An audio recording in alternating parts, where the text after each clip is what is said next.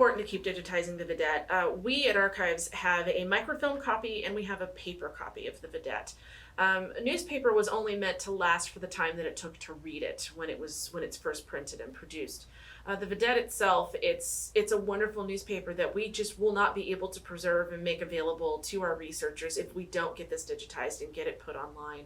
It is one of our most used resources here at University Archives, and it is one of our most requested resources at University Archives, both by our alumni, by our administration, and by our students who are looking to really dig down deep into the history of the university. I have said repeatedly that there are far more stories that can be uncovered and need to be told that can be found in the student newspaper. They were reported, they're there, and waiting for you to rediscover them and find them.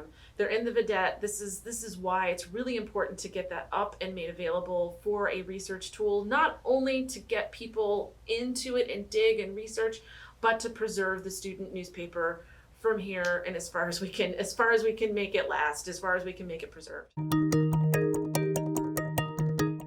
In the next decade of the Videttes that we're looking to digitize, we've got some often interesting topics that alumni ask us about. One is the Rites of Spring.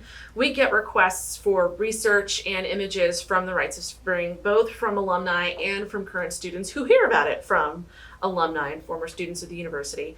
In a nutshell, the Rites of Spring was a concert series that was held on campus that had both its ups and its downs, definitely has its controversy, but we've had some big name acts come through and perform on campus that a lot of people don't know about, and that was heavily covered in the Vidette. So this research into what this was, how students reacted during the Rites of Spring, some of the social movements that were going on during the Rites of Spring and around that time are covered in the Vidette, and we'll be able to offer that within the digital database and give both our alumni a little taste, a little memory of the time that they were here for Rites of Spring, but also inform future researchers and future students what that was and how that affected campus.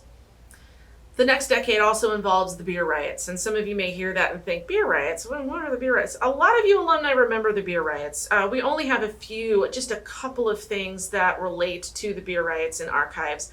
One being a flyer that was distributed through the student dormitories at the time that was saying, meet at this location at a certain time, we're going to riot for our right to drink on campus.